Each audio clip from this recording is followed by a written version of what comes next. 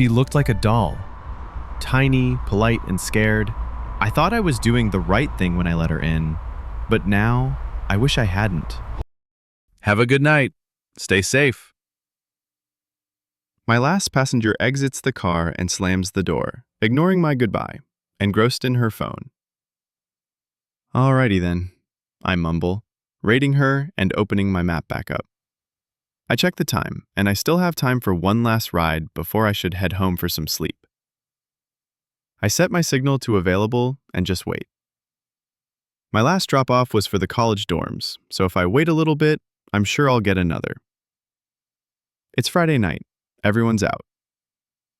I'm tapping my red-painted fingers on my wheel when I see her, a teenage girl standing on the sidewalk under a streetlight. She's small, maybe 5 feet. Large brown eyes with a thick dark lash. Blonde hair pulled back in a braid and a cardigan covering her shoulders. She has a small brown purse in her hands. She looks like a doll. And she looked anxious. I pull up a little and roll down my window. "Hey, hun, you okay?" I ask. "Oh, yes. Yes, I am. I'm just..." She looks down the road. "Waiting for my ride." "Are they late?" I ask her. She's quiet as she stares down the empty street. "Yes, I suppose they are," she whispers. She seems scared, and I can't decide if she's scared because of the person or because of their absence. "I can wait with you if you would like," I tell her, putting my status in unavailable on the app. "Oh, you don't need to. I'm sure I'll manage," she says, shakily. "It's no problem. We've already spoken more than me and my last passenger, and I was with her for 20 minutes. I could use the company. Come on in," I tell her, unlocking my door. She pauses and then slowly climbs in. She seems familiar to me, her small frame and blonde hair, very reminiscent of my sister when we were her age, about 10 years ago.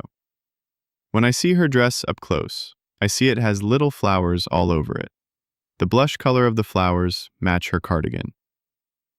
"Your outfit is cute, very vintage, I love it," I say, handing her a water bottle. She smiles small and mumbles something that sounds like, "Thank you."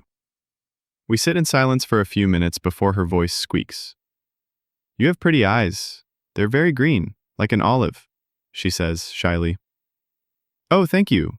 I made them myself, actually," I wink at her. She laughs softly and looks back at the road. "It's been about 15 minutes. Do you want to call them?" I ask her. "I don't have a phone, and I don't know the number," she tells me.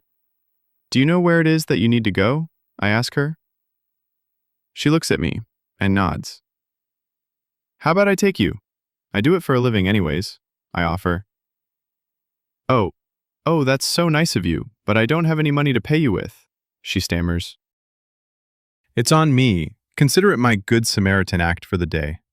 I pull up my GPS app. "Go ahead and put in your address here." She methodically punches in the information. "Can I ask you a question?" she asks me. "Sure," I respond. "Why are you being so nice to me?" she asks, slowly turning to me. I smile sadly. "You seem familiar to me. I think you remind me of my sister. She lives far away from me now. She got married and has kids. I miss her so much, and I would never want her waiting alone outside in the dark. A lot of creeps out at night." I pull up the GPS map. Only 15 minutes away, not bad at all. She seems to accept that as an answer as she leans back and gets comfortable in her seat. "You're a nice sister," she tells me quietly. I put the car in drive as I pull out into the road.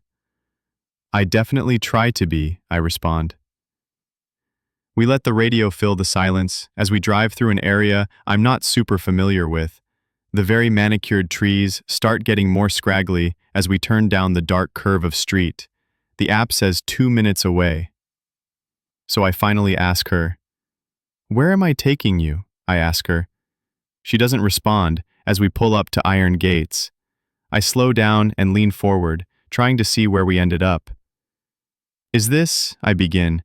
"Thank you for the ride. You're a very nice person. I like nice people," she tells me, patting my hand. "You're welcome," I say slowly, looking at her in my passenger seat. I stop the car, and she unbuckles her seatbelt. "I'm Marianne, by the way," she says. I smile back at her. "Sadie, it was nice to meet you, Marianne," I tell her. "It was a nice drive, and thank you again for the ride home," she beams. "Home?" I ask, looking up at the rusted sign that has weathered over the years.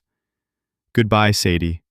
She steps out of the car, waves at me through the window, and walks past the sign I've been staring at, Sanitarium.